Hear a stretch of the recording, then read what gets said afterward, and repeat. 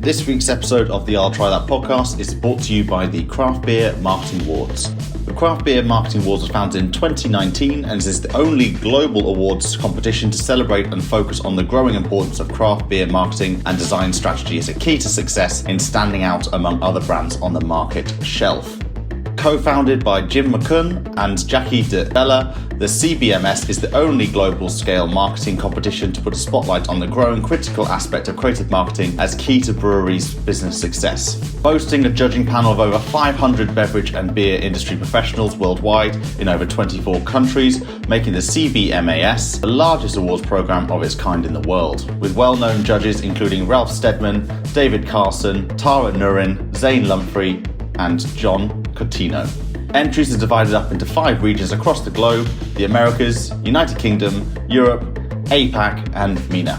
Many design companies and agencies are taking notice and submitting their work. The deadline has been increased to the 14th of March 2022, so do get involved if you're in this industry and you want to show the importance of your creative work to your client's business. And if you're a brewery, come and show off the fantastic marketing and creative work that you've been doing to get your beer out there to the public. The upcoming award celebration will take place the week of 2022 Craft Brewers Conference in May in Minneapolis, Minnesota, USA.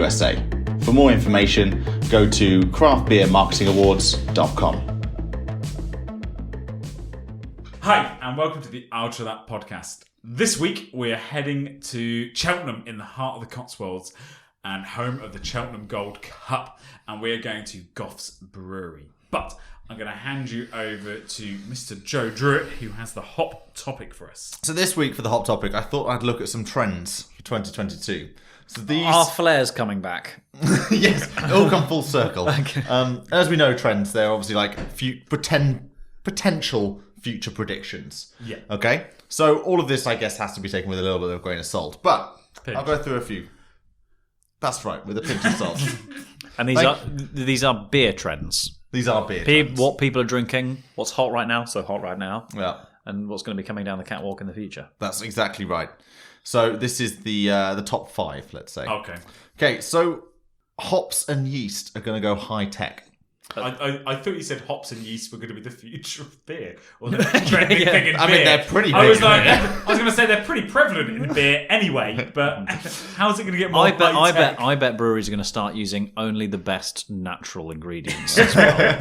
I have a funny feeling about this. So there's a couple of things that makes up this as a trend area. So there's a couple of new kind of delivery devices, concentrated liquid products. So there's a company... Beer. Hops.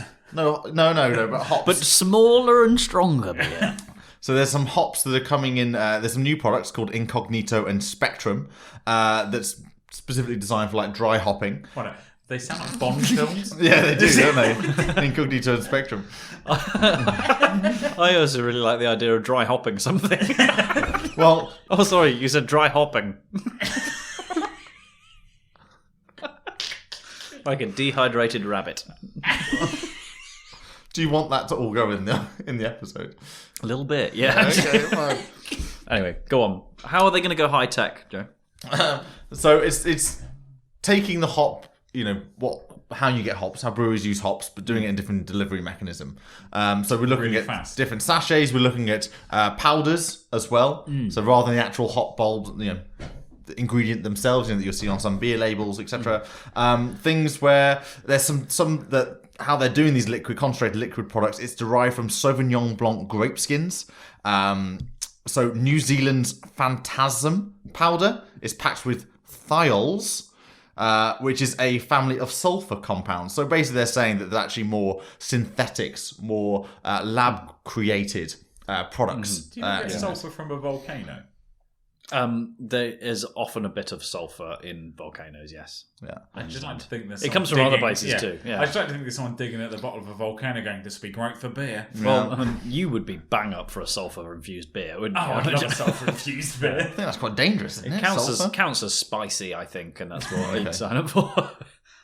So, building on that, Thylus, the prediction is that there's going to be a lot more synthesized ingredients coming into beer in the future, rather than relying on natural harvested because they're saying also as well with the global climate change that actually you can't really rely on hop yields all around the world. So does that mean, we have there's that meat that is being grown in like a lab, so we're going to go down the lines of hops grown in a lab? Yeah. More synthesizers in More beer. synthesizers. That's great. It's not going to sound good, but we'll find out about the taste. But it's also that they can create a lot of different types of hops. So we already have loads of hops now that are grown, and that, we talked about Mosaic, which is an offshoot of Simcoe. There's things like that. But they're saying that they can even get to the point, and there's Omega Yeast, which is a company in Chicago, which is creating a thiolized series of strains, including Cosmic Punch, which helps yeast create aromas of passion fruit, guava, and grapefruit. So it's going to dramatically change.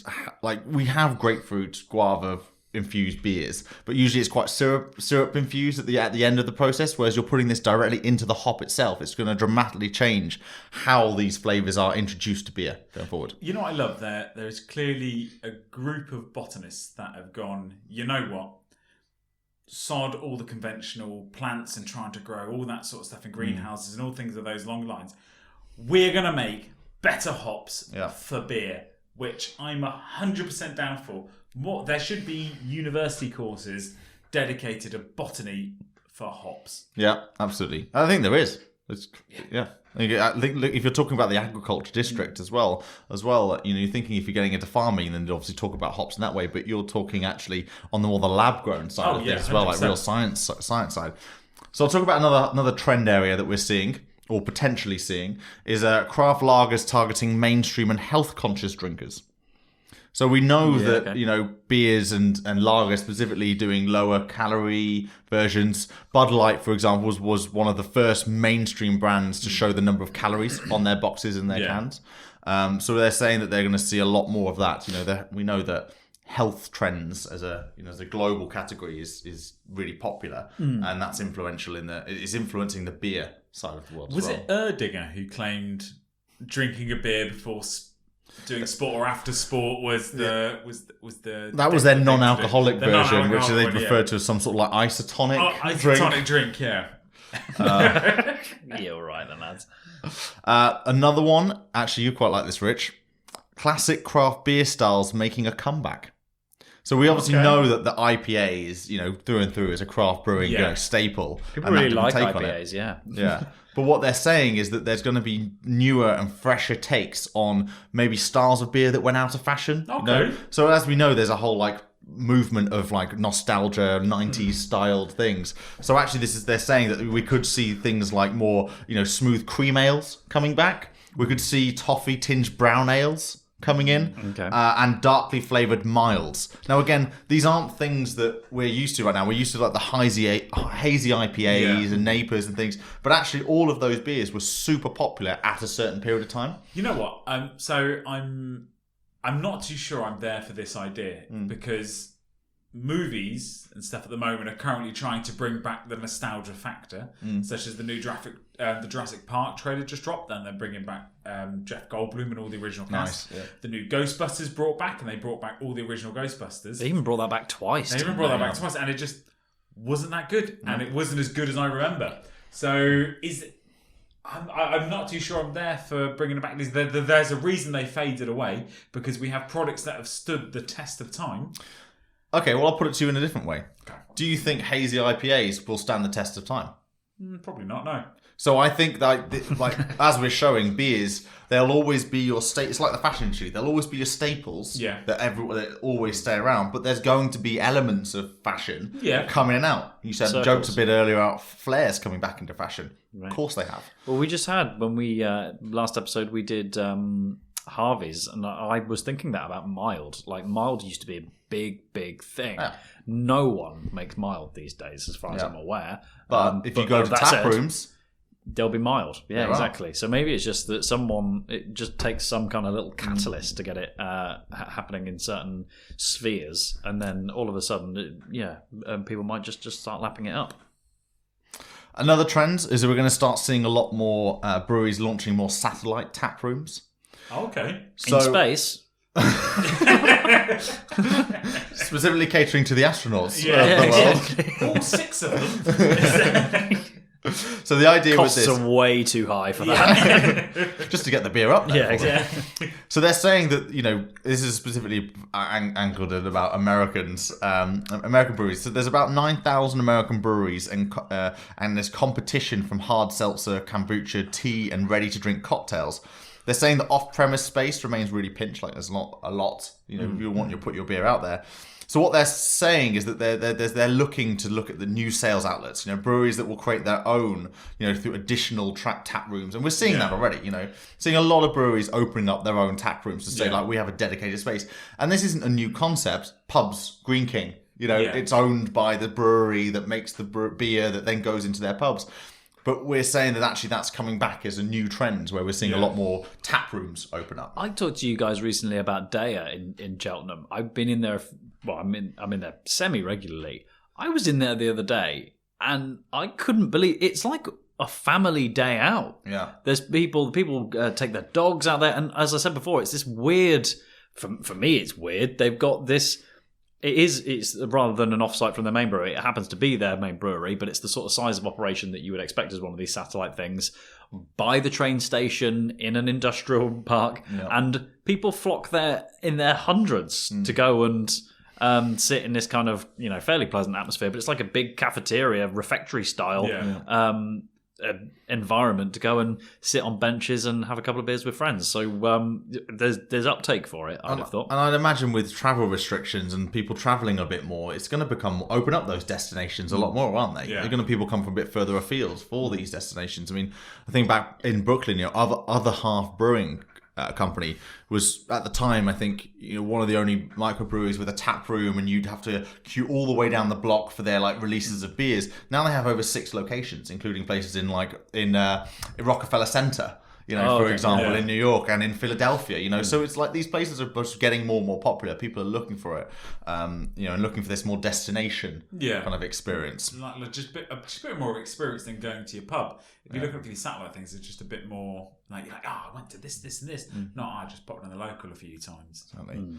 And then the last one I'll talk about is obviously, I guess, kind of thinking about global supply chains and how there's kind of like a lot of complexity going on there from, in different countries from, where COVID restrictions to Brexit, there's a lot of demand and change going on right now with supply chains. So actually what they're saying is people are going to do, and breweries are going to be looking a lot more closer to home, like domestic, ingredients to go in their beers. Maybe this nicely ties in a little bit with that first point, that trend we were talking about more synthesized ingredients and yeast and hops.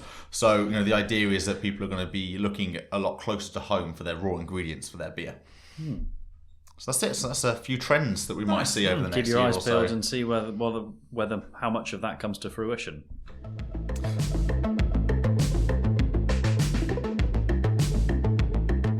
Hand over to you then, Matthew. Okay, so going from the new school to the old school, I suppose not necessarily that they are the oldest brewery in the world, but Goff's Brewery in Winchcombe in Cheltenham, actually about 25 years old. But if you have a look, not so much at the beer we're drinking today, but their other products. What we're dealing with is 2017 Camera Beer of the Year, Cheltenham Gold, named after the famous horse race that takes place in March. There's a big race festival every March, which normally coincides with St. Patrick's Day. Okay. So there's got to be a beer in there jostling for position with all the Guinness that gets drunk. But I thought we'd give this a try. We wanted to do some more local stuff. For me, not much more local than Winchcombe in Cheltenham.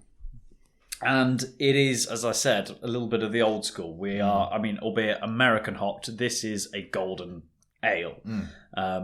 It's classically labelled and designed as well. Yeah. We've got old style brown bottle, black label, gold trim, a little nod to the jockey on the horse. But you look at their other products, they all have a bit of a medieval knight theme. I just looked at the website. And it's kind of cool. That's Let's be honest. Cool. Black knight, white knight, I think. There's a fallen knight. Fallen knight, with sort of like this image of kind of silhouetted The fallen knight is sort of slumped over the horse, That's arrows in his back. Kind of brutal in Quite many visceral. ways. Yeah, Lancer as well. And so I think that kind of speaks to we're talking about an ale here and a range of ales rather than something quite crafty. Yeah. I thought though, talking about crafted though, obviously you mentioned this beer was a camera winner, right? But also I was reading a little bit more about it. Brewed with a blend of 7 sea hops. Yeah. Right? I know 3 of... I can guess 3 of them. Go on then. And I'll see if Rich can guess a couple as well. So I think I know them. So Okay, go on then, Rich. What do you reckon? What makes up these 7 sea hops? We've mentioned A few. Did we say a couple a little earlier So on? hops beginning with the name letter C. It's really, really bad because I literally just went into my head capers, but then I really Caper hops. Capers hops. are definitely not nothing, but now I've just locked onto capers. I don't even think about Citra. capers. Yeah, Bang. good. Yeah. Cascade. Cascade. Chinook. Yeah, so I was going to do helicopter signal. There you go. I'm trying to think of what others. There's Well, I thought you knew them all. Yeah, no, so I knew 3 of them. So yeah, of 7 we've got Cascade, Citra, Chinook, and 4 as yet untitled. Maybe that's their big secret. Yeah, maybe that's not like their giving me KFC a- I was gonna say, secret yeah. ingredient. There are 11 herbs. Isn't it KFC only follow 11 people? Is it 11 or 12? Yeah. Is it 12? I can't remember. But they only follow like 11 or 12 people, but all of them make Yeah. up the names of the herbs and spices. They That follow. have on, like, They their Twitter follow. account. They follow Amazing. 6. They follow each of the Spice Girls, which was 5, I believe. There were 5 Spice Girls, right? Yeah. And they follow 6 different blokes, all called Herb. Nice. The suggestion that they are the secret herbs and spices. Yeah, not sure I believe that. But what do we think of this beer?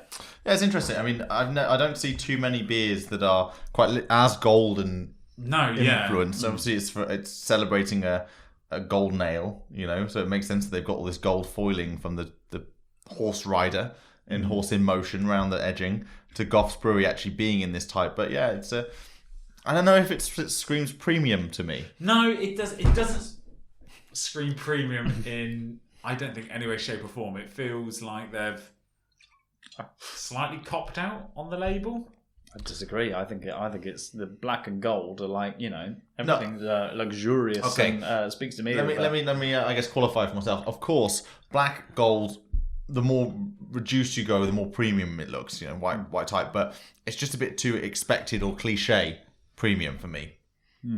I mean, when you say a golden ale, we're talking about the colour rather than, I suppose, necessarily the actual, True. that it's a luxury item. So, and it's about winners. It's about premium. Yeah, I mean, I guess that's what they're going for. And I think you probably class this as solidly as a premium bottled ale, Yeah. right? So it's a tasty beer. It's not a bad beer.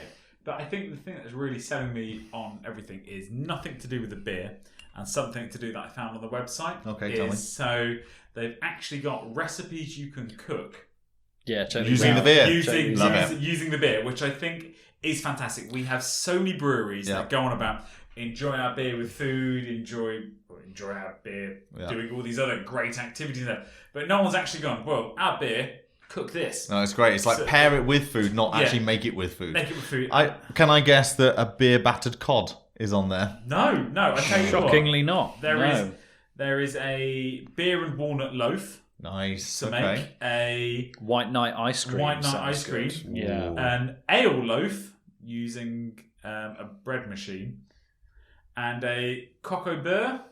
Cocoa beer. Cocoa beer. It's a take on a cocoa van, is it? Take on a cocoa van, but with beer. I wish there were a few more recipes, because as you look up and you scroll, there is this fantastic looking pie that is on the top of their recipe page, and some other, like a potato chicken dish that looks fantastic, but no recipes for that, which is which were the two that I mainly were attracted to. But Can I ask you also just flavour profile while we're on there? So I mean, we have made the mistake here.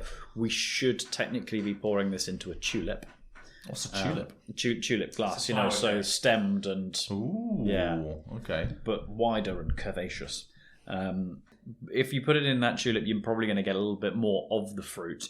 Are there any fruit notes that smack you about the face? So you should be getting a bit of citrus and pine, but there are 3 fruits here that, again, if you can you can pick out, I will be pretty impressed. Yeah. Orange. Blueberry. No. We have mentioned one of these Mango. in a recent... Bang! Mango first. Passion fruit. There are two more to... Oh, he's on fire! Do you want to go 3 from 3? There's not a chance you'll get this last one. Tulip. Is it some sort of herb? It's a flower. Flowery. No, Is it's a fruit. Fruit. A fruit. Orange. We've already had that, so I'll let you off. Okay. Let's get the hat trick. Banana.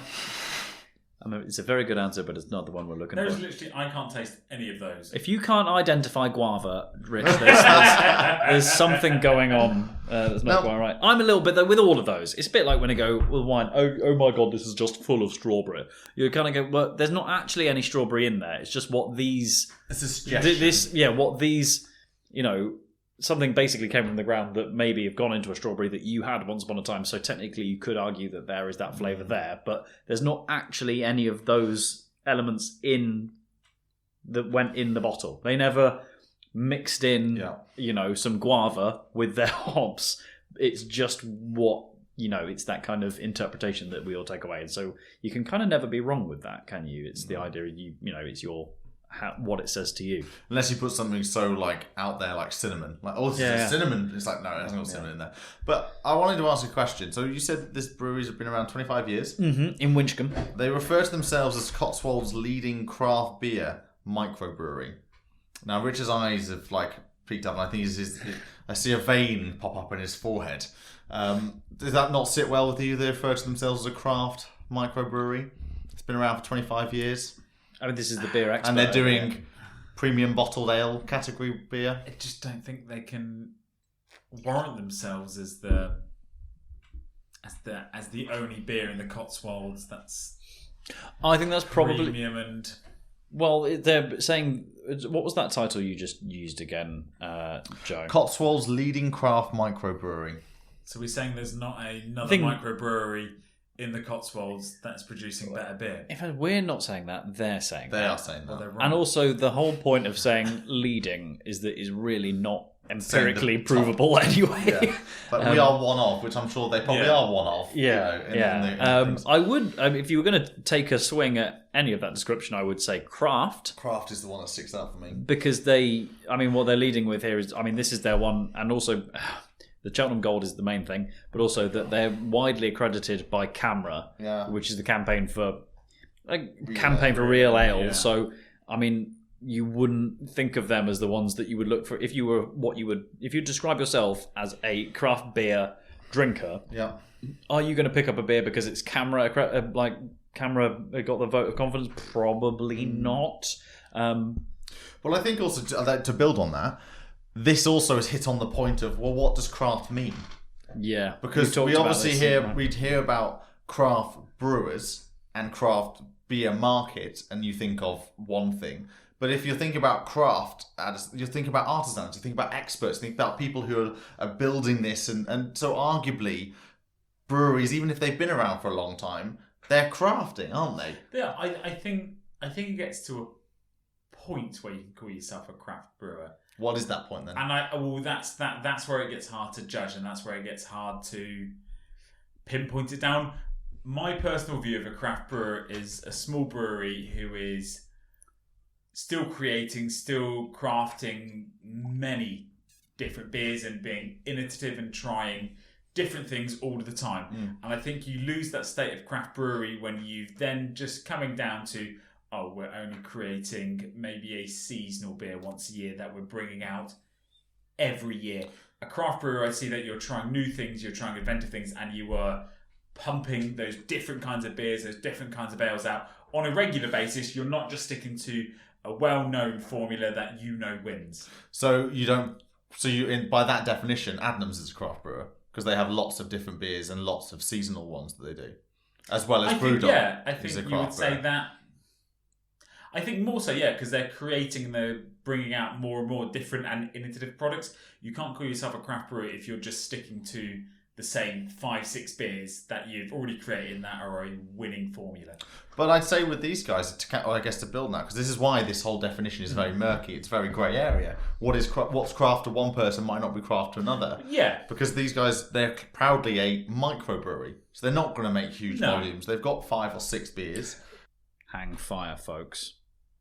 So I guess for that size, they won't be able to make loads and loads of beers. But to your point, what's their 1 or 2 a year that's very different and that will only be out for a certain period of time? Yeah, I don't know. I think the thing is that if you're creating and you're continually creating, I think there's a definition between brewer and craft brewery. And if you're crafting and you're creating and you're continually moving forward and trying different things, you may have that one staple that you brew on a regular basis or something like that, or 1 or 2 that you brew regularly to put out there. But if you are only sticking to the 5 or 6 beers that you could have started off as a craft brewery, but then you've kind of slowed yourself down and you've gone, right, we've found the 5 that we want to, you then become a brewery. Okay, so Lagunitas, that's just a brewery then? I'd say that's just a brewery, yeah. Have a look, in the context of Goff's brewery, have a look at the Jester range. So monthly specials, Jester Brew 12, ABV 4.5%. That's the latest that hits one. your definition, doesn't it? Yeah. So it just happens to be at the moment that they only bottle 4 of the award-winning beers, which is one's called Jouster, not Jester, Cheltenham Gold, White Knight, and Black Knight. But this just shows, I think, what it means to be a craft brewer is ambiguous at best. Yeah. It's actually quite a broad term that could be fit into any, to these guys, it fits their definition. Yeah. As well as it doesn't fit their definition if you're talking, about what other craft beers out there, with their own Tiny Rebel as a name out there. But, fine, they're a craft brewer because they're doing something, they're new, they're exciting, but they're not as established as this. Have they actually honed their craft as much as Goff's has? Because they've been around for 25 years. So I think that's it's just an interesting concept. I don't really have an answer. I don't think we have an answer here, but it's what is craft then? It would be nice to have a definition put down by somebody more well-versed and knowledged in the world of brewing. I think you pick one. Rich I think you pick one. Yeah. And I think and then once they've set that down, we have to police the rest of the breweries. Yeah. Who aren't fitting to it and are saying it wrong and say, no, actually, you've got your nomenclature wrong. You are not a craft brewer, or actually, you should say you're a craft brewer because you are. Yeah. Where do they rank on the Richard Index? That's it. There you go. Yeah. Gold. First prize. And that's all we have time for this week's episode of the I'll Try That podcast. And so from me, Joe, Rich, Barber, and Simo. Goodbye. Don't forget to follow us on Instagram, Twitter, I'll try that podcast.com. And watch us on YouTube. Goodbye now.